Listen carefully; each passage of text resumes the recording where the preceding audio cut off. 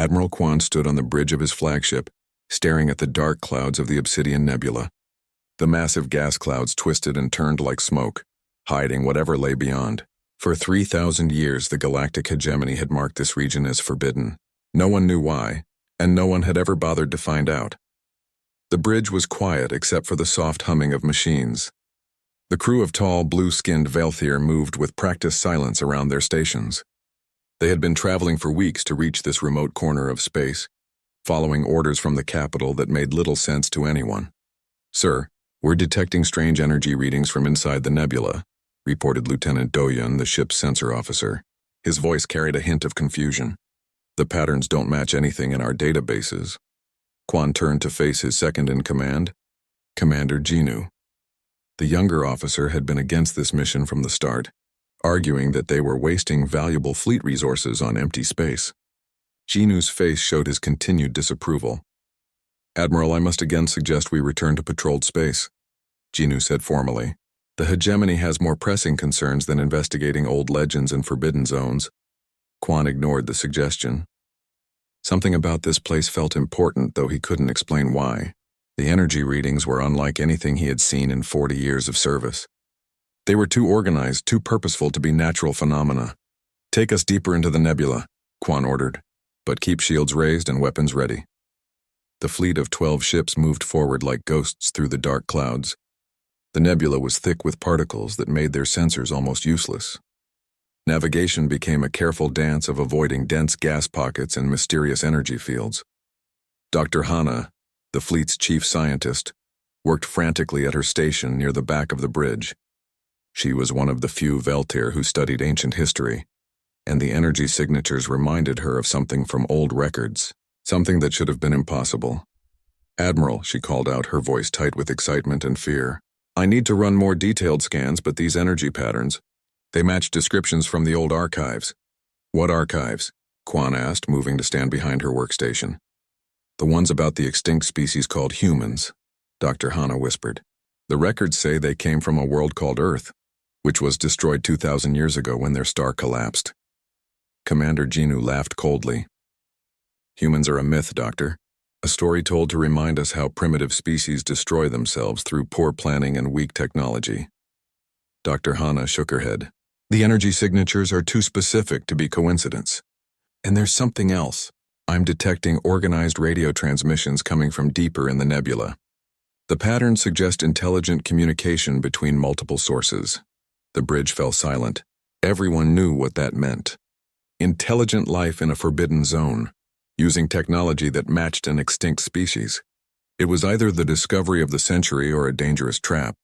"Sir, long-range sensors show a star system about 6 hours ahead," Lieutenant Doyun reported. "Multiple planets and something else. Large artificial structures in orbit around several worlds." Quan felt his pulse quicken. In all his years exploring the galaxy, he had never found anything the hegemony's scouts had missed. The Velthir had mapped every useful system centuries ago. Finding an unknown civilization was supposed to be impossible. "Move to silent running," he ordered. "Cut all non-essential systems and reduce our energy signature. I want to observe before we announce our presence." The ships glided forward through the nebula like hunting predators. As they approached the hidden star system, their sensors began painting a picture that defied everything they thought they knew about this region of space. The system had 7 planets, 3 of which showed signs of advanced civilization. Massive orbital stations hung in space around the worlds like metal moons. Ships moved between the planets in organized patterns that spoke of regular trade and communication. Most shocking of all, the technology visible on their sensors didn't match any known hegemony designs. "This is impossible," Commander Jinu muttered, staring at the display screens. "How could an entire civilization exist here without our knowledge?" Dr. Hana was working frantically, analyzing every scrap of data their sensors collected. Her face grew paler with each passing minute as the evidence mounted. The radio transmissions she intercepted used mathematical principles and language structures that matched the ancient human records perfectly. "Admiral," she said quietly, "I've been analyzing their communications. The language, the mathematical concepts, even the way they organize their data streams, it all matches what we know about human civilization." "That's impossible," Jinu repeated. "Humans died out 2,000 years ago. Everyone knows that." Everyone believed that, Dr. Hana corrected. But what if they were wrong? What if the humans found a way to escape their dying world and establish colonies in places we never looked? Quan studied the sensor readings carefully. The orbital stations were massive, easily the size of small cities. The ships moving between planets showed advanced engineering and elegant design principles. Whatever species had built this civilization, they were certainly not primitive. "Sir, we're receiving a transmission," Lieutenant Do-hyun announced suddenly. "It's directed at us specifically. They know we're here." The main screen flickered and then showed the image of a bipedal creature with pale skin and dark hair. The being looked exactly like the descriptions of humans from the ancient archives. Behind the figure, Quan could see what appeared to be a command center filled with advanced technology. "Greetings, ships of the Galactic Hegemony," the figure said in perfect Valthyr. "I am Ambassador Yuna of the Human Commonwealth. We have been aware of your approach for some time. We welcome you to our space and invite you to join us for peaceful discussion." The bridge erupted in shocked whispers. Commander Jinu stepped backward as if the screen might bite him. Dr. Hana gripped her workstation so tightly her knuckles turned white. "This changes everything," Quan whispered to himself. Ambassador Yuna smiled on the screen, and there was something in her expression that unsettled the Valthyr crew. It wasn't fear or surprise at being discovered. Instead, she looked almost amused, as if she had been expecting this moment for a very long time. "We understand this must come as quite a shock," Yuna continued. "Your record suggests that humanity was extinct. We allowed that belief to persist for reasons that will become clear, but now that you have found us, it is time for truth between our peoples." Quan realized that his hands were shaking slightly. In one moment, everything the hegemony believed about the galaxy had changed. Humans were not extinct. They had not only survived but had built an advanced civilization in a place the hegemony had never bothered to explore. "Respond to their transmission," he ordered Lieutenant Do-hyun. Tell them we accept their invitation." As the communication channel opened, Quan wondered what other surprises waited in this hidden corner of space. The humans had clearly been watching the hegemony, learning their language and studying their movements. But how long had they been here? And more importantly, what did they want? The discovery of living humans would shake the foundations of hegemony society. Every history book would need to be rewritten. Every assumption about galactic civilization would have to be questioned. And somewhere in the back of his mind, Admiral Quan began to suspect that this was only the beginning of a much larger story. The human ship approached slowly through the asteroid field surrounding their hidden settlement. Admiral Quan watched from his bridge as the vessel moved with impossible grace between the floating rocks. The ship's design was unlike anything in hegemony databases, smooth curves that seemed to flow like water, with no visible weapons or aggressive features. "Sir, their ship is scanning us," Lieutenant Do-hyun reported. "But the scanning method is completely unknown. Our shields don't even register it as an intrusion." Commander Jinu paced nervously behind the command chairs. "This feels like a trap, Admiral. We should maintain maximum distance and demand they come to us." Dr. Hana was glued to her sensors, studying every detail of the approaching vessel. "The ship appears to be grown rather than built," she said with wonder in her voice. "The hull shows organic properties mixed with metallic compounds I can't identify." Ambassador Yuna's voice came through the communication system with perfect clarity. "Admiral Quan, we suggest meeting aboard your flagship as our ship's internal atmosphere might be uncomfortable for Valthyr physiology. We have adjusted our delegation to meet your environmental needs." Quan was impressed by the gesture. Most species demanded that meetings happen on neutral ground or aboard their own vessels. The humans seemed genuinely interested in making their guests comfortable. "Very well, Ambassador. You may dock in our primary shuttle bay." The human ship attached itself to the hegemony flagship with a soft clicking sound. Through the viewing ports, Quan could see the vessel's hull actually reshaping itself to create a perfect seal with their docking system. The technology involved was far beyond anything the hegemony possessed. Minutes later, Ambassador Yuna walked into the conference room, followed by two other humans. She was shorter than the Valthyr, but moved with confident purpose. Her companions included a man she introduced as Captain Minho and a woman called Dr. Soyeon. All three wore simple clothing that seemed to shift color slightly as they moved. "Please, be seated," Quan offered, gesturing to chairs that had been adjusted for human proportions. Yuna smiled warmly as she sat down. Thank you for your hospitality, Admiral. I know this meeting must raise many questions for you and your crew. Indeed it does, Quan replied. Our records indicate that humanity was destroyed when your home star collapsed 2,000 years ago. Yet here you are, with advanced technology and what appears to be a thriving civilization. Dr. Soyan spoke for the first time, her voice carrying a slight accent that made her words sound almost musical. Your records are both correct and incorrect, Admiral. Earth was indeed lost, but humanity was not destroyed. We had been preparing for that possibility for many years. Commander Jinu leaned forward aggressively. Preparing? How could you prepare for a stellar collapse? Such events cannot be predicted centuries in advance. Captain Minho's expression remained neutral, but something in his eyes suggested he found the question amusing. Commander, your assumption is that we only had normal methods of prediction available to us. Humans have always been good at finding unconventional solutions to impossible problems. Dr. Hana had been taking detailed notes throughout the conversation. Ambassador, if I may ask, how long have you been established in this region? Our first settlements here were established approximately 1,800 years ago, Yuna answered calmly. We chose this location because your people had marked it as uninhabitable and showed no interest in exploring it further. The number hit the Velthir delegation like a physical blow. 1,800 years meant the humans had been building their civilization here for longer than the hegemony's current ruling dynasty had existed. That's impossible, Jinu said flatly. We would have detected your presence. Our long-range sensors cover this entire sector. Yuna exchanged a quick look with her companions. Commander, may I ask what you know about quantum stealth technology? Nothing, because it doesn't exist, Jinu replied. Theoretical physics proves that large-scale quantum manipulation is impossible with any known power source. Dr. Soyan smiled gently. You're correct that it's impossible with known power sources. We had to develop unknown ones. The casual way she said it made Quan's stomach tighten.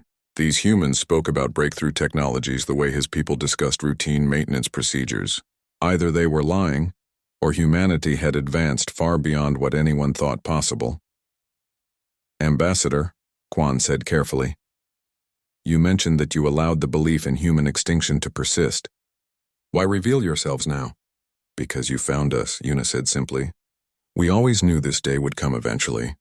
Your exploration patterns have been expanding, and the Obsidian Nebula was bound to attract attention sooner or later. Captain Minho added, we preferred to control the circumstances of first contact, rather than be discovered by accident. A planned meeting seemed less likely to result in misunderstandings. The word misunderstandings hung in the air with ominous weight. Commander Jinu's face darkened as he processed the implications. Are you suggesting that discovery by accident would have been dangerous for us? Jinu asked. Not dangerous, Minho replied. Just surprising. We've had many years to study hegemony technology and tactics. You haven't had the same advantage regarding us? Dr. Hana looked up from her notes with excitement.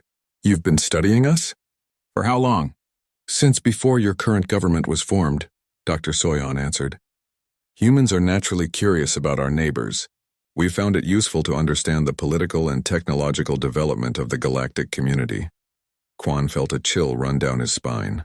The humans had been watching the hegemony for centuries, learning their strengths and weaknesses while remaining completely hidden themselves.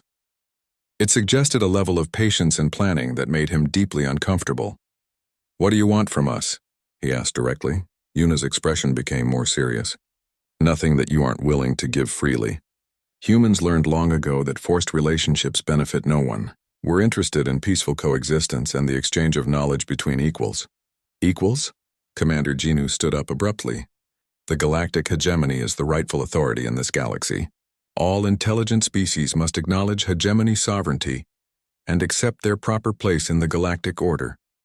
The three humans exchanged another look, and Quan noticed that Captain Minho's hand moved almost imperceptibly toward a device on his belt. The movement was so subtle that only someone with military training would have noticed it. Commander, Yuna said with the same gentle tone, I think there may be some fundamental misunderstandings about the current situation that need to be addressed. What misunderstandings? Jinu demanded. Dr. Soyan spoke carefully as if explaining something to a child. The misunderstanding that the hegemony is the dominant power in this galaxy. The misunderstanding that humanity is a small, hidden group of refugees, and the misunderstanding that you have any authority over us whatsoever. The words were spoken politely, but they carried an unmistakable firmness that made the temperature in the room seem to drop several degrees. Quan realized that this first contact was going to be far more complicated than anyone had anticipated. The humans weren't refugees or primitives seeking protection. They were representatives of an unknown power that had been quietly observing the hegemony for centuries. Perhaps, he said diplomatically, we should arrange for a more comprehensive exchange of information. Both our peoples might benefit from understanding each other better. Yuna smiled again, and the tension in the room decreased slightly. We would welcome that, Admiral. Though I think you may find that humanity has changed quite a bit since your last records were updated. As the meeting continued, Quan couldn't shake the feeling that he was looking at the tip of a very large iceberg. The humans seemed confident in a way that suggested they held cards no one else knew about, and their casual dismissal of hegemony authority implied resources and capabilities that might reshape the balance of power in the galaxy. Whatever humanity had become during their centuries of hidden development, it was clear that the old assumptions about them being extinct or primitive were dangerously wrong. Admiral Quan stood in the observation deck of the human facility called New Harmony, trying to process what he was seeing. The massive space station was built inside a hollowed-out asteroid, but calling it a station seemed inadequate. It was more like a city that happened to be floating in space. The asteroid was completely solid when we found it, explained Engineer Taiho as he guided the hegemony delegation through the facility. We developed techniques to reshape it from the inside out, creating living spaces while maintaining structural integrity. Dr. Hana was recording everything with her portable scanner, but she looked overwhelmed by the amount of new technology surrounding them. How did you hollow out something this size without destroying it? We didn't hollow it out, Taiho said with a smile. We convinced it to reshape itself. Commander Jinu stopped walking. Convinced? You're talking about rock and metal, not a living creature. Are we? Taiho asked mildly. He led them to a viewing window that looked out into space. Look carefully at the asteroid field around us. Quan studied the floating rocks through the transparent wall. At first they looked like ordinary space debris, but as he watched, he noticed subtle movements. The asteroids were slowly shifting position, rotating in patterns that seemed almost purposeful. Those aren't just rocks, Dr. Hana whispered. They're moving in coordinated formations. Taiho nodded approvingly. Excellent observation, Doctor. The asteroids are actually a form of crystalline life that exists in the vacuum of space. They think very slowly by our standards, but they do think. We've learned to communicate with them. The implications hit Quan like a physical blow. If humans had developed methods of communicating with mineral-based life forms, it opened possibilities that the hegemony had never considered. Most galactic species focused on carbon-based biology or silicon-based computer systems. No one had seriously studied the possibility of crystalline intelligence. How is such communication possible? Dr. Hana asked, her scientific curiosity overcoming her shock. Quantum resonance patterns, Taiho explained as they continued walking. Every crystal has a unique vibrational signature. By learning to match and modify those signatures, we can share concepts and requests. It took us about 300 years to develop a basic vocabulary. Commander Jinu looked skeptical. Even if this is true, what practical value does talking to rocks provide? They entered a vast chamber where the ceiling seemed to extend upward beyond the reach of their lights. In the center of the space, a ship was being constructed, but not in any way the Velthir recognized. Instead of metal plates being welded together, the vessel appeared to be growing like a plant. This is our primary shipyard, Taiho said proudly. We don't build ships in the traditional sense. We grow them. The ship taking shape before them had the same flowing organic curves they had seen on the human vessel that visited their flagship, but watching it develop in real time was extraordinary. The hull sections seemed to sprout from central frameworks extending and branching like living tissue. The ships are partially alive, Taiho continued. They can repair damage automatically, adapt to different environments, and even reproduce if given the right materials and conditions. Dr. Hana moved closer to examine the growing vessel. The hull appears to be a hybrid of biological and mechanical systems. How do you control something that's partly alive? We don't control it, Taiho corrected. We partner with it. Each ship has its own personality and preferences. The relationship between ship and crew is more like a friendship than ownership. Quan found the concept both fascinating and disturbing. Hegemony technology was based on rigid control and predictable responses. The idea of ships that could think for themselves challenged fundamental assumptions about space travel and warfare. They moved to another section of the facility where a woman introduced as Scientist Nari was working with devices that hurt to look at directly. The equipment seemed to bend light around itself, creating optical illusions that made Quan's eyes water. We're working on improvements to our energy systems, Nari explained.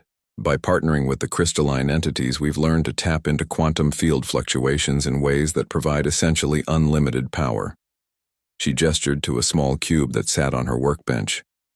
The cube was no larger than Quan's fist, but energy readings from their portable scanners indicated it was producing more power than the fusion reactors on his flagship.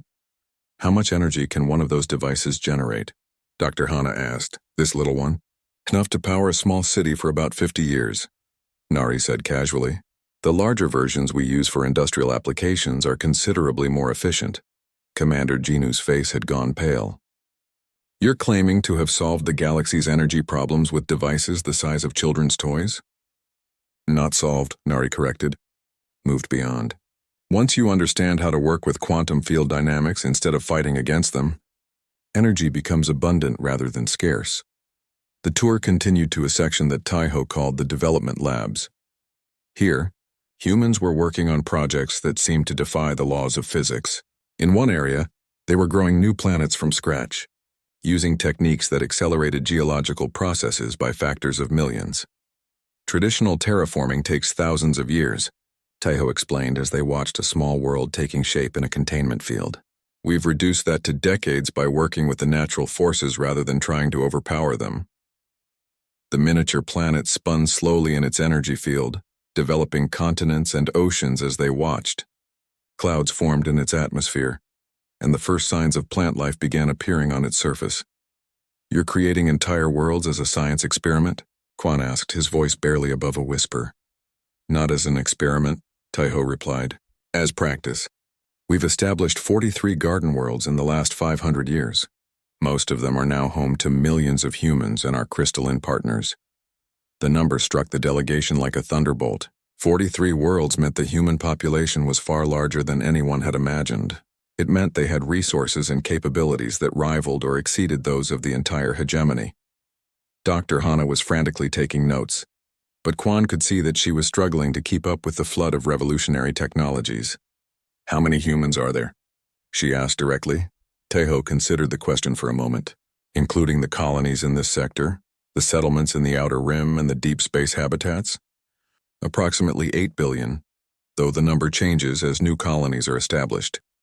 8 billion humans, spread across dozens of worlds, with technology that made hegemony capabilities look primitive by comparison. Quan realized that first contact was revealing far more than just a surviving species. They had discovered a hidden empire that had been growing in strength while the hegemony focused on maintaining control over their known territories. There's something else you should see, Taiho said, leading them to a massive viewing chamber. Through the transparent walls, they could see space itself, but it looked wrong somehow. Stars seemed to be connected by streams of light, and distant galaxies appeared closer than they should be. We call this our navigation center, Taiho explained. By working with our crystalline partners, we've learned to fold space-time in ways that make instant travel possible across vast distances. Commander Jinu stared at the impossible view outside. You're claiming to have faster-than-light travel that doesn't require hyperspace lanes? Much faster, Taiho confirmed, and much more flexible. We can travel to any point in the galaxy instantly, regardless of whether there are established routes or not. The implications were staggering. The hegemony's power was based partly on controlling the hyperspace lanes that connected different star systems. If humans could travel anywhere instantly, traditional concepts of borders and territorial control became meaningless. As the tour concluded, Quan found himself questioning everything he thought he knew about galactic civilization. The humans hadn't just survived the destruction of their homeworld. They had used their isolation to develop technologies and capabilities that placed them far ahead of any known species.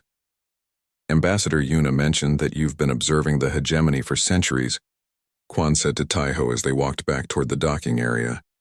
What have you learned about us? Taiho's expression became more serious.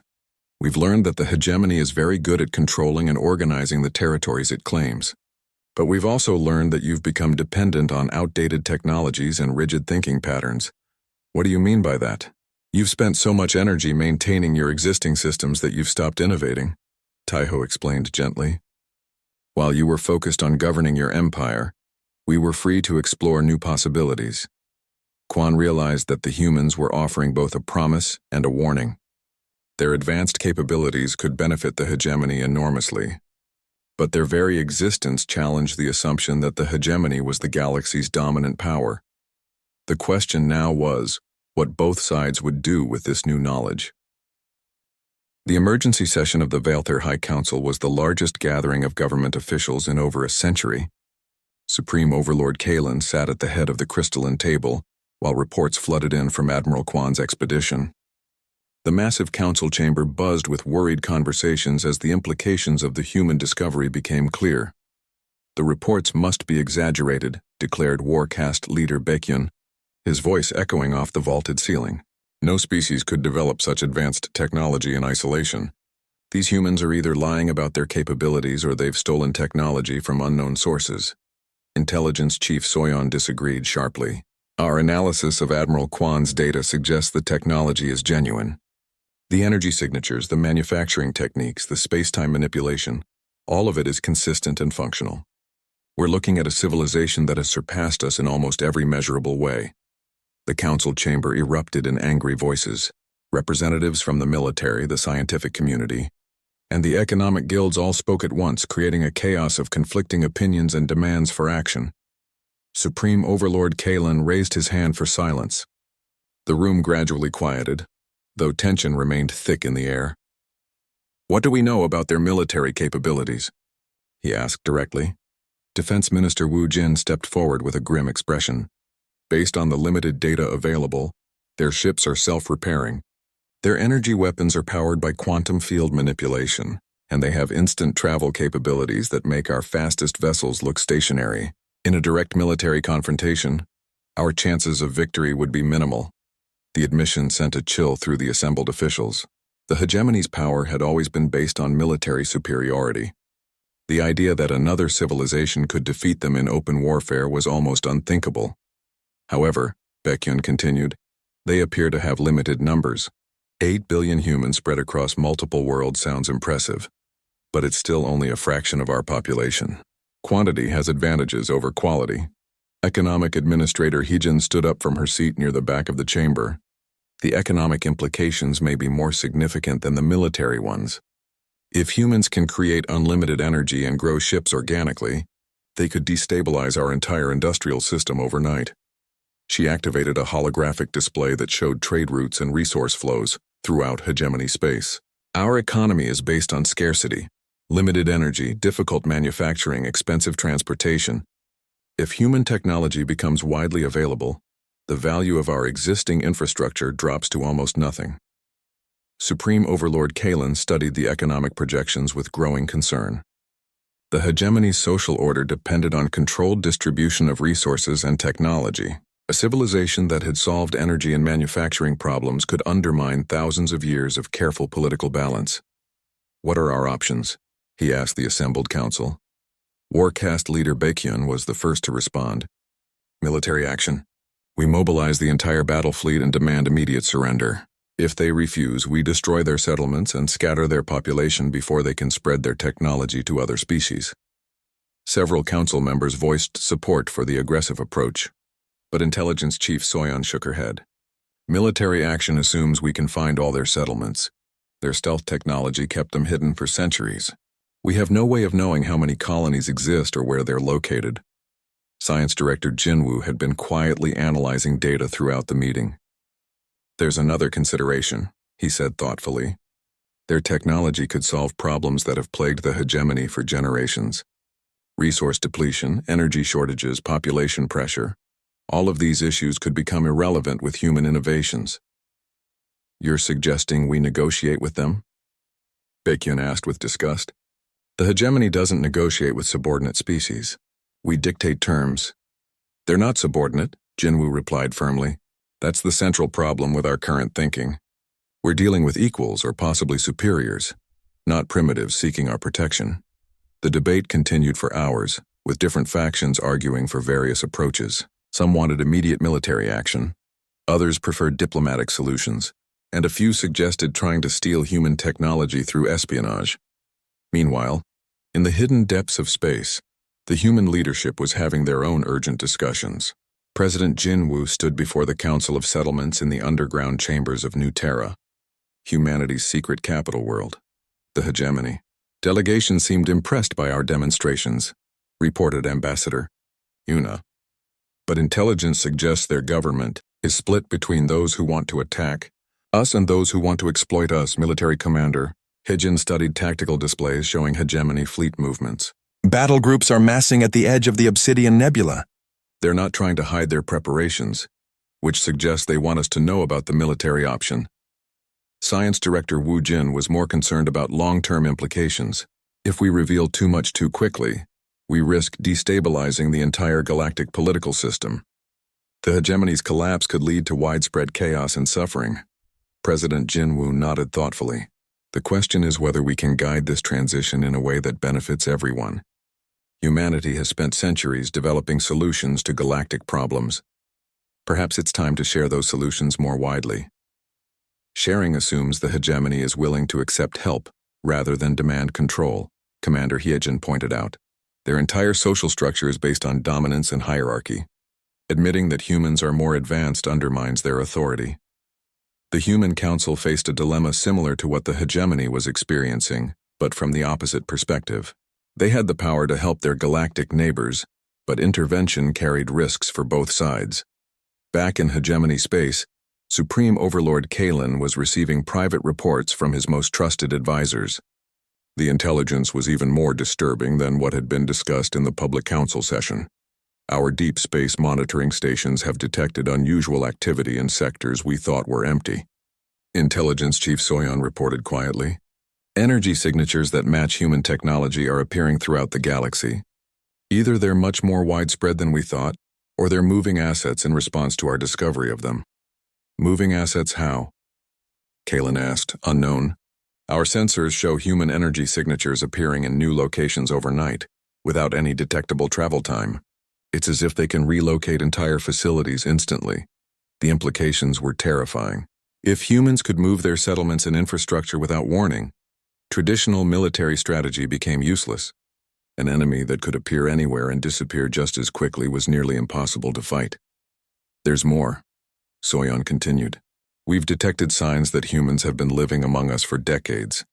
Small communities in remote areas of our own worlds, using technology to maintain perfect disguises. They've been studying us from inside our own territories. Kalen felt a cold fear settling in his chest. The humans hadn't just been watching the hegemony from a distance. They had been infiltrating hegemony society itself, learning its weaknesses and gathering intelligence at the highest levels. How many of them are among us? He asked, unknown. Their disguise technology is so advanced that we can't detect them with standard methods. There could be dozens, hundreds, or thousands of human observers throughout hegemony space. The Supreme Overlord realized that the strategic situation was even worse than the Council had understood. The humans weren't just technologically superior. They had comprehensive intelligence about hegemony capabilities, while remaining almost completely unknown themselves. Over the following days, as both sides prepared for the next phase of contact, it became clear that the galaxy was approaching a turning point. The discovery of human civilization would force everyone to reconsider their assumptions about power, technology, and the future of galactic society. The question was no longer whether the hegemony could maintain its dominance, but whether any kind of peaceful transition was possible. The humans had spent centuries preparing for this moment, while the hegemony was scrambling to respond to a situation they had never imagined. As fleet movements continued and diplomatic preparations intensified, both sides knew that the decisions made in the coming weeks would reshape the galaxy for generations to come. The meeting took place in neutral space, far from both hegemony and human territories. Supreme Overlord Kalen arrived aboard the massive dreadnought Eternal Dominion, surrounded by the most powerful battle fleet the hegemony had assembled in centuries. The show of force was intended to demonstrate that the hegemony remained the dominant power in the galaxy. President Jinwu came alone in a small vessel that looked more like a piece of living coral than a spaceship. The contrast between the two delegations was striking, overwhelming military power facing calm confidence. "Your Supremacy," President Jinwu said as he entered the conference chamber aboard the dreadnought. "Thank you for agreeing to this meeting. I hope we can resolve our differences peacefully." Kalen studied the human leader carefully. Jinwu was smaller than any Velthir, wearing simple clothing that seemed to shift color with his movements. There was nothing physically intimidating about him, yet something in his presence made the Supreme Overlord uneasy. "President Jinwu," Kalen replied formally, "you lead a species that has hidden from galactic authority for 2 millennia. The time for hiding is over. Humanity must accept its proper place within the hegemony structure." Jinwu smiled gently. "Your Supremacy, I think there may be some fundamental misunderstandings about the current situation that need to be addressed." "What misunderstandings?" demanded Warcast leader Baekhyun, who had accompanied Kalen to the meeting. "The hegemony has ruled this galaxy for 3,000 years. All intelligent species must acknowledge our authority. That's the first misunderstanding," Jinwu said calmly. "The belief that the hegemony has been ruling the galaxy. In reality, you've been managing the territories you're aware of while the rest of us have been developing beyond your notice." The words were spoken politely, but they carried an unmistakable challenge. Kalen felt his anger rising at the casual dismissal of hegemony authority. "You speak boldly for someone surrounded by our battle fleet," Baekhyun growled. "Do you have any idea of the firepower aimed at your small ship?" "Actually, yes," Jinwu replied. "Our sensors indicate approximately 12,000 weapon systems currently targeted on us." Quite impressive, though not particularly threatening given the circumstances. Before anyone could ask what he meant by circumstances, Jinwu activated a small device he carried. The main display screens in the conference room flickered and then showed a view of space around the meeting location. The hegemony officers stared in shock. Their massive battle fleet was surrounded by hundreds of crystalline entities the size of small moons. The creatures had appeared without warning, their surfaces glowing with energy patterns that hurt to look at directly. "Meet our partners," Jinwu said casually. "The crystalline beings I mentioned in our previous discussions. They've been watching this meeting with great interest." Admiral Kwan, who had been quietly observing from the back of the room, stepped forward. "How did they get here without our sensors detecting them?" "They've been here the entire time," Jinwu explained. "Crystalline entities exist partially outside normal space-time, which makes them invisible to most scanning methods.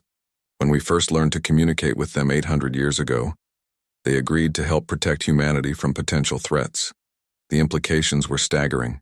The hegemony's supposedly overwhelming battle fleet was outnumbered by creatures whose capabilities were completely unknown. Worse, the humans had allied themselves with beings that existed beyond normal physics." "This changes nothing," Kalen said, though his voice lacked its earlier confidence. "Regardless of your alien allies, humanity must submit to proper authority." Jinwu's expression became more serious. "Your Supremacy, perhaps it's time to show you the true scope of human civilization." He activated another control on his device. Across the galaxy, previously hidden human settlements began revealing themselves.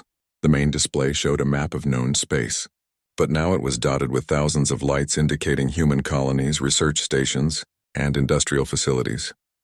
"These are our active settlements," Jinwu explained as the hegemony officers watched in stunned silence. "Approximately 4,000 worlds and installations throughout the galaxy, most of them located in regions you classified as uninhabitable or worthless." Dr. Hana was frantically checking the locations against hegemony star charts. "Some of these are in the heart of our territory," she whispered. "How could we not know about colonies in our own systems?" "Because you were looking for traditional settlements," Jinwu replied. "Underground cities, orbital habitats disguised as asteroids, deep space installations that appear to be natural phenomena. Humans learned long ago that the best hiding place is often in plain sight." The display zoomed in on several hegemony core worlds, revealing human settlements that had existed for centuries without detection. On Velthir Prime itself, the hegemony capital, energy signatures indicated human communities living within the planet's extensive cave systems. You've been living among us all this time, Kalen said, his voice barely above a whisper. Learning from you, yes, Jinwoo confirmed. Studying your culture, your technology, your social structures. Humans are naturally curious about our neighbors. Warcast leader Baekhyun stood up abruptly, his hand moving toward his weapon. This is intolerable. You admit to spying on us for centuries. The movement toward his weapon triggered an immediate response. The crystalline entities surrounding the fleet began glowing brighter, and the human ship's hull shifted to reveal defensive systems that made the dreadnought's weapons look primitive. Please sit down, Warcast leader, Jinwoo said calmly. Violence would benefit no one here. Baekhyun remained standing but made no further aggressive moves. The tension in the room was thick enough to cut with a blade. What do you want? Kalen asked directly. Nothing you aren't willing to give freely, Jinwoo replied. Humanity learned long ago that forced relationships benefit no one. We want peaceful coexistence between equals, with opportunities for mutual benefit and cooperation. Equals?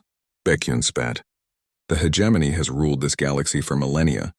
The hegemony has ruled the parts of the galaxy it was aware of, Jinwoo corrected gently. But there's more to galactic civilization than you've realized. The display changed again, showing not just human settlements but other civilizations as well. Hundreds of species that had remained hidden from hegemony expansion, many of them allied with humanity through trade and mutual defense agreements. The galaxy is much more complex than your map suggests, Jinwoo continued. While the hegemony focused on controlling specific territories, the rest of us built a different kind of civilization based on cooperation rather than domination. Engineer Do-hyun, who had been part of Admiral Kwan's original expedition, spoke up from his position near the wall. The wormhole technology you demonstrated. How extensive is your transportation network?